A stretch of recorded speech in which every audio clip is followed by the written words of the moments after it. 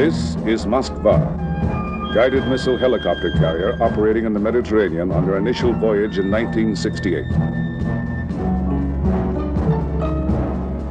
She is of a new breed of warship, which the Soviet economy is now willing to support. She foretells that tomorrow's Soviet sea power will be characterized by more sophisticated and capable ships operating at greater distances from the motherland.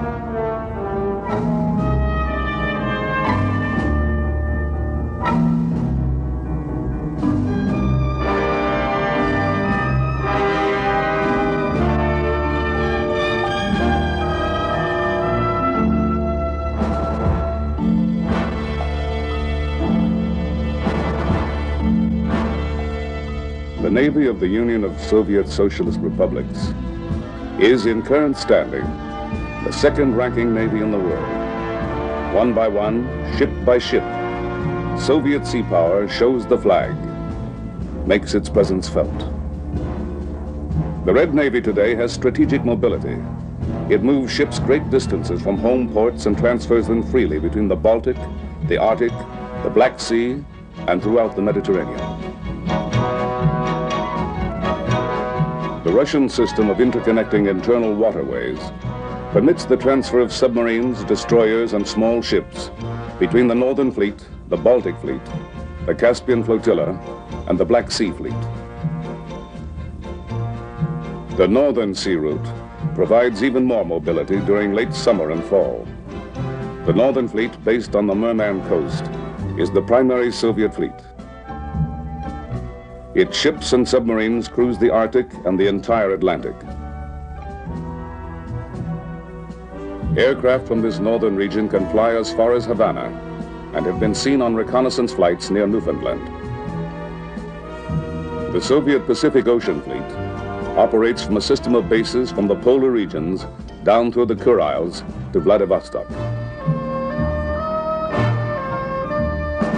The rise of the Russian Navy parallels the emergence of the Soviet Union as a strong competitor for world markets. The rapid expansion of her sea power has enabled Russia to project her national interests around the world.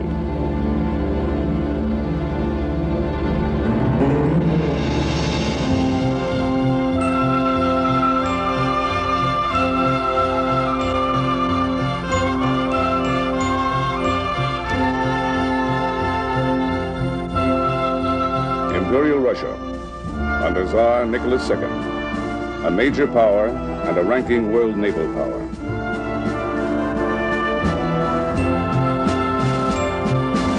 Imperial Russia boasts two main fleets, the Baltic Fleet in the west. In the south, the Black Sea Fleet and Caspian Flotilla. In the east, the Amur River and Siberian flotillas. In the Imperial Fleet of World War I, the Tsar can count some 11 dreadnoughts, 12 battleships, 22 cruisers, and at least 56 submarines.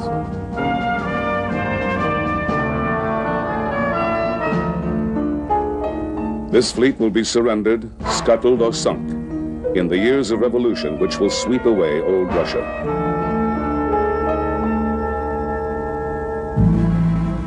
The royal family, Tsar, Tsarina, Crown Prince, and 4 royal princesses.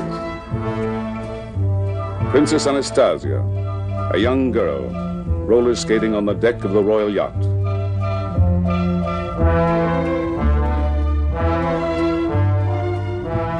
And across Europe at Sarajevo, Archduke Ferdinand walks to his destiny.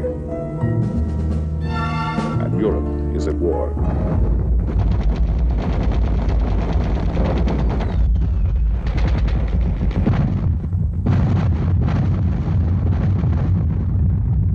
Russia fights a desperate war.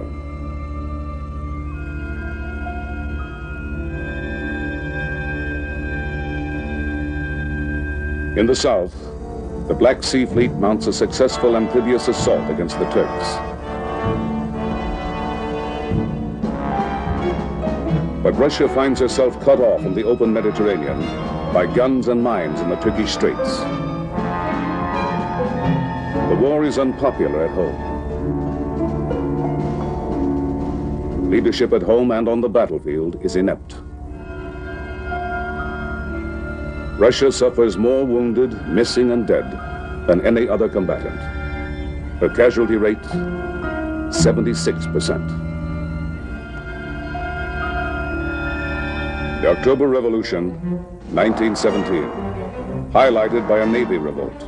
The sailors at Kronstadt Naval Base march on the Winter Palace. In this Soviet film version, the cruiser Aurora, standing off in the Neva, fires on the palace. The revolution is in motion. And within months, the Tsar and his family are murdered. The revolution becomes a civil war. The battle rages for 3 years across the motherland.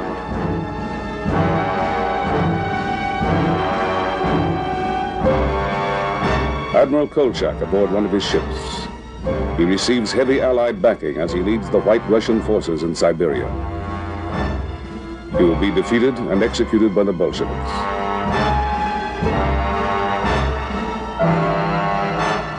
One of the most famous sailors of the Revolutionary Navy, sailor hero Dybenko. He addresses his men. He and his comrades will emerge from the Civil War with what a shell of a navy.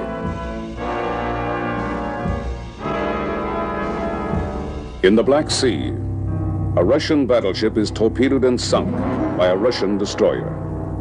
7 battleships, 2 cruisers and 8 destroyers, submarines and other ships are lost at Sevastopol. 2/3 of all the warships at Novorossiysk are run aground or blown up by their crews.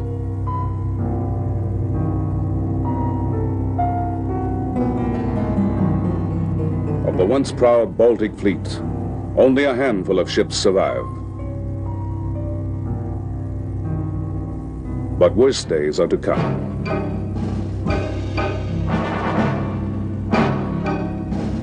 March 1921.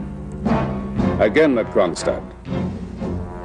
Sailors revolt in a second rebellion, this time against the Bolsheviks, demanding reforms promised by the Bolsheviks but not delivered.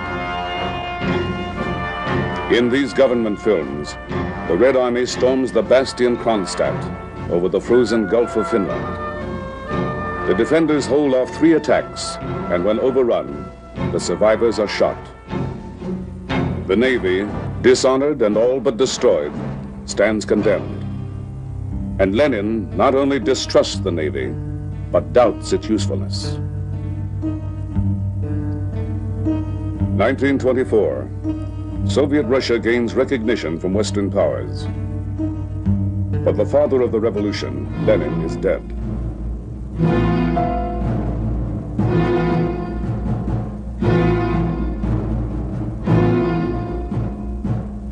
The curtain falls on the first act of the communist experiment.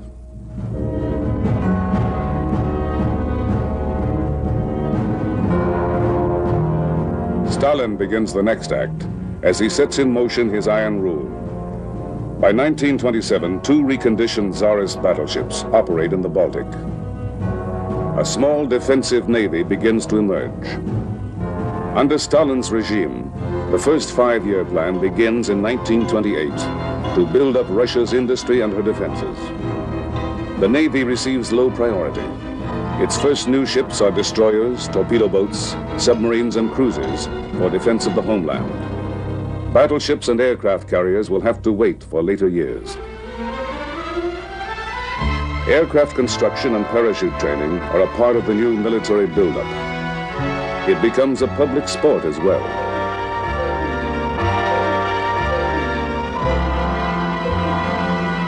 In 1932, the Imperial Japanese Army invades northern Manchuria.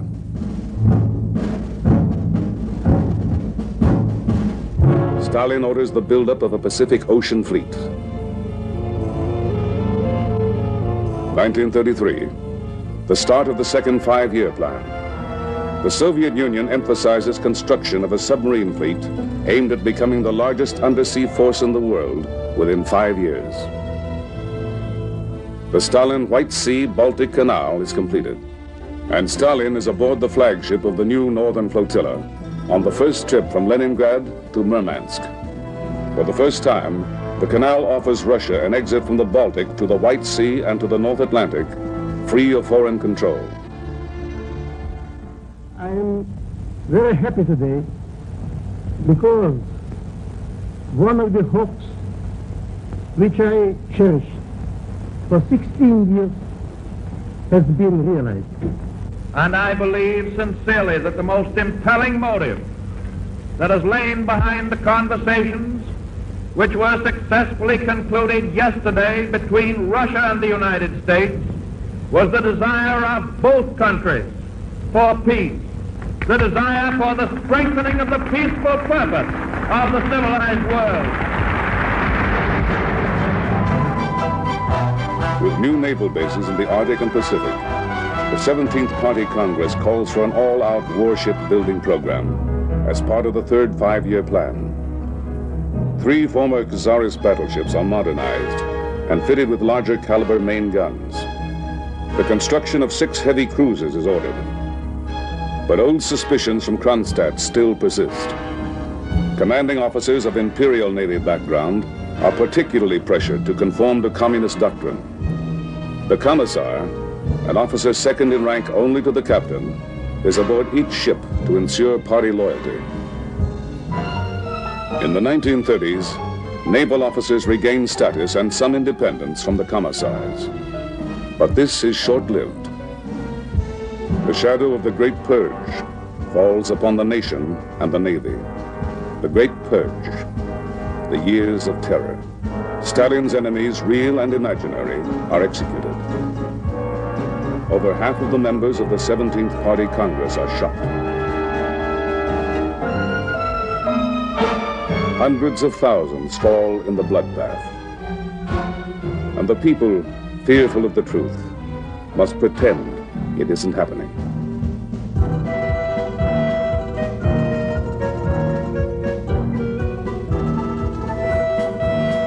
The estimate? Half of the Red Navy's officer corps is dead. The Commander-in-Chief of the Navy, purged. Commanders of the Baltic Fleet, the Northern Fleet, the Black Sea Fleet, purged. All 8 admirals alive at the start of the purge are liquidated before it ends. August 24th, 1939. The Soviet Union and Nazi Germany sign a non-aggression treaty.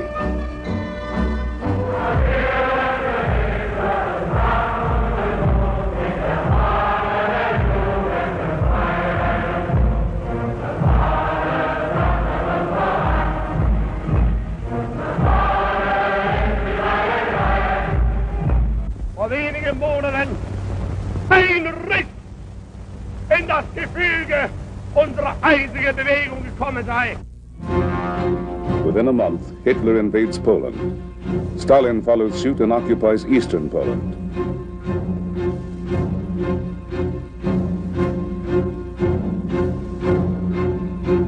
Europe is at war. Control of the Baltic is vital.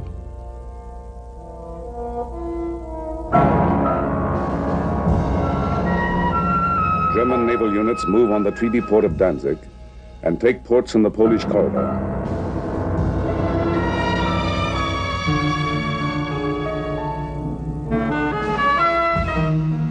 Further north along the Baltic, Stalin forces Latvia, Lithuania, and Estonia to give up bases to the Red Army and Navy. Now, the Soviet Union wants Finnish naval bases and airfields. But Finland resists, and the Russians strike across the border.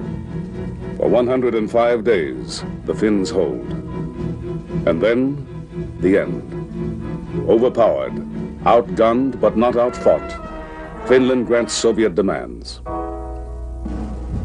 Now, on the brink of Hitler's invasion, 3 5-year plans have seen the keels laid for over 500 warships, including 82 destroyers and 14 cruisers. More than 300 of these ships are already in commission. Pride of the fleet, however, is the largest submarine force in the world. Over 200 submarines and almost 100 more under construction.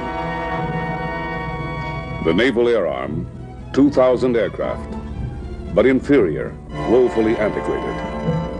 No match for German strength. Anti-aircraft artillery, a dramatic increase in number, but fleet bases are judged vulnerable to air attack. Russian strategists fear the overwhelming strength of the Luftwaffe will imperil fleet operations. June 1940.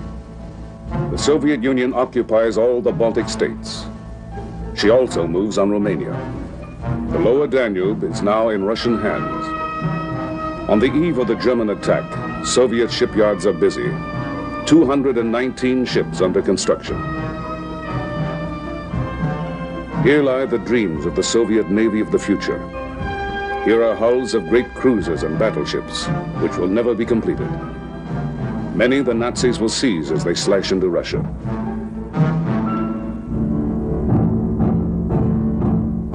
Soviet fleet bases are vulnerable from the land.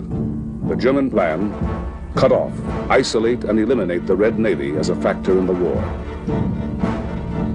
The Navy turns to defense and to amphibious operations in support of the Red Army. The 10th Army Corps is evacuated from the Hanka Peninsula and from Tallinn on the Baltic. In the south, the Black Sea Fleet infantry serve with the Red Army as it is driven toward the Caucasus.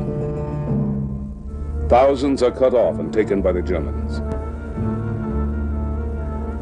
During the first years of war, Soviet naval operations at sea are confined to minor actions, patrol and supply of bases. In the north, the Finns quickly cut the White Sea-Baltic Canal. With the Germans, they blockade the Gulf of Finland, largely containing the Red Submarine Fleet. A few break the blockade and operate in the shallow Baltic.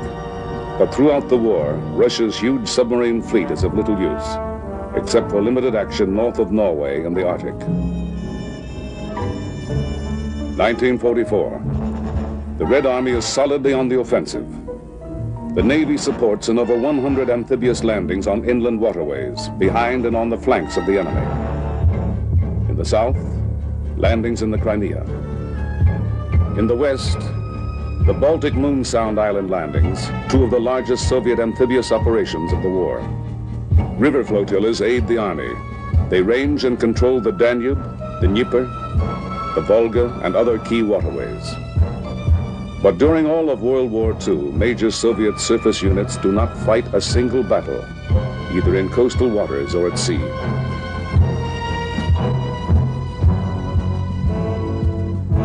Aircraft account for more than one-half of the enemy ships sunk.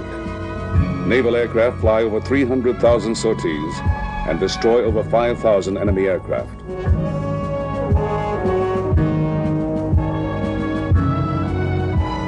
Although the Soviet Navy wins little as a result of naval action during the war, it gains important strategic prizes in the post-war world.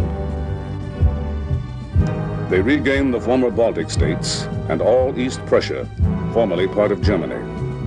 The Black Sea Fleet now controls the mouth of the Danube and enjoys access to ports in the new satellite countries of Romania and Bulgaria. Even though the Soviet Union has fought only 10 days against the Japanese in the Pacific, it now has control of parts of Manchuria, Korea, all of the oil-rich island of Sakhalin, and the strategic Kuril island chain. But the Red Navy's greatest gain is the opportunity now to finally exploit its long-planned role as a dynamic force in a broadened national strategy. With the fall of Germany and Japan, the USSR is no longer surrounded by powerful maritime enemies. Now she may begin again to rebuild both her economy and her navy.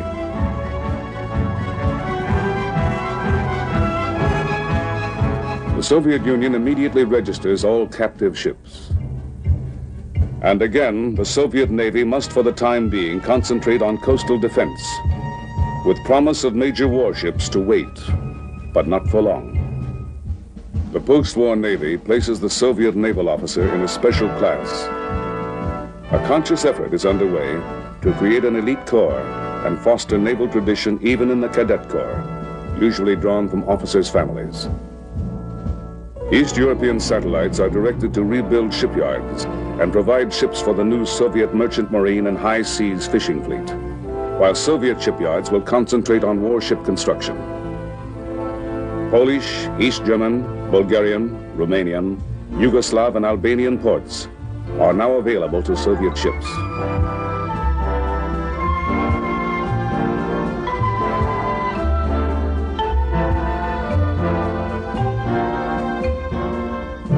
(1953), and Stalin is dead.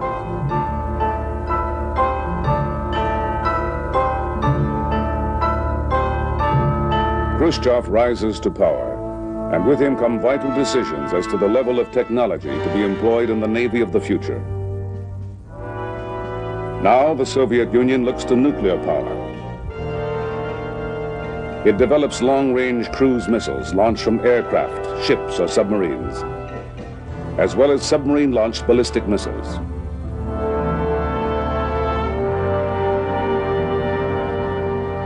But Soviet sea power progresses in a pattern which recognizes all elements of maritime power.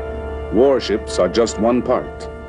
What emerges is a collective national force, a balanced modern merchant fleet, oceanographic service, and high seas navy, all under unified government direction. In the early 60s, the Soviet merchant fleet is in 11th place among the fleets of the world. 1965. The merchant fleet of the Soviet Union now ranks in 6th place. 1968, there are now almost 1,400 seagoing merchantmen. The 1980 goal is to more than double the size of the present merchant fleet. Over 80% of this fleet is less than 10 years old, and the Soviet Union is striving to attain the capability of carrying 75% of their trade in ships flying the red flag. These ships call at some 800 ports in 90 countries. To service the world markets for oil, the Russians have over 300 tankers. Western suppliers have been dislodged from their long-established markets by these ships. The Soviet high seas fishing fleet is the most modern in the world. With 4,000 vessels, its catch has more than doubled in the past 10 years. This fishing fleet supplies the needs of a great many emerging African nations: Senegal, Ghana, Nigeria, Congo, Liberia, Sierra Leone, Guinea, and Egypt. Part of this huge state-owned enterprise is stationed in the Atlantic within 100 miles of Boston. Its units operate on station for months at a time. The Soviet oceanographic effort employs over 150 ships and 2,500 scientists and technicians. In the past decade, the Soviet Academy of Sciences has made important gains in Antarctic research. Ice studies and marine life observations are being made in the vast areas of both polar regions. To support the Soviet effort in oceanography, there is an extensive network of marine scientific stations along the vast Soviet coastline. North of Japan, special research attention is given to the Kuril Island chain. To complete this balanced ocean force, the Red Navy under Fleet Admiral Gorshkov is organized in 4 main fleets: the Northern Fleet, the Baltic Fleet, the Black Sea Fleet, and the Pacific Ocean Fleet. To make their ships harder to identify throughout the world, the Soviet Navy makes random changes in the pendant numbers of submarines and ships as they transit freely from home waters. On occasion, numbers are even painted out. Mobility is the key to the present-day Red Fleet. Now, by using ports in client and satellite countries, they have better access to the North Atlantic and Mediterranean than in years past. In the Mediterranean, replenishment anchorages provide logistic support without international obligations. In this replenishment anchorage, 2 Dawn-class tenders support submarines, cruisers, and destroyers.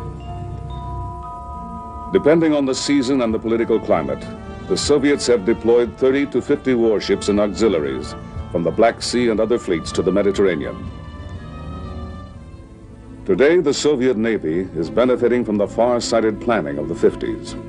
Her submarine force is the largest in the world, approximately 350 undersea craft, all built since the end of World War II.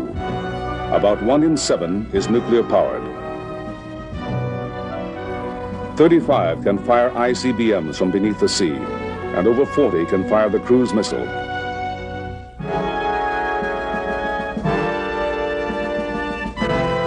The Naval Air Arm has some 800 fixed-wing aircraft, including 150 helicopters and 500 jet bombers, most of which can fire cruise missiles.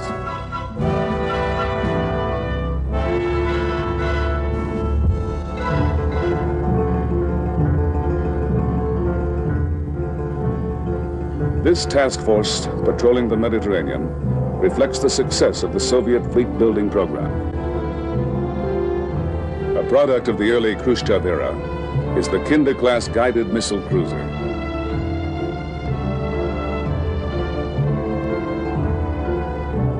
Her armament includes surface-to-air guided missiles for defense of her task force from air attack.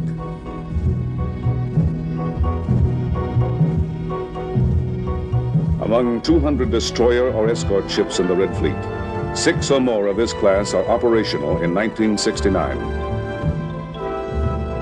Another new design in the modern Soviet Navy, this Kashin-class guided missile frigate.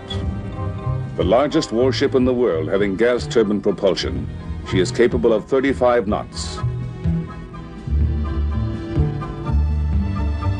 This is Moskva. She is the largest Soviet Navy ship, armed with guided missiles, guns, torpedoes, and helicopters. Boasting an impressive array of sophisticated electronic sensors, she represents the current high watermark in Russian ship design. Today, Soviet ships can patrol off any coast in the world. They may be oceanographic research ships, merchant vessels, fishing trawlers, submarines, or surface warships. But they are all part of the same maritime force.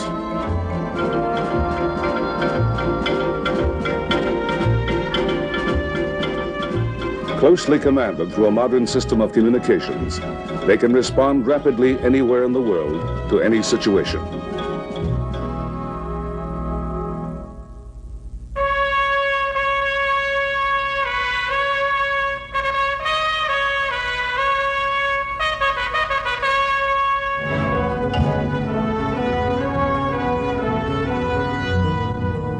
This has been the rise of the Soviet Navy, of Soviet sea power. From the Tsarist fleet of 1917 to the present modern, mobile, well-coordinated ocean force. And this ship, Moskva, symbolizes a challenge of Soviet sea power to Western preeminence on the oceans of the world.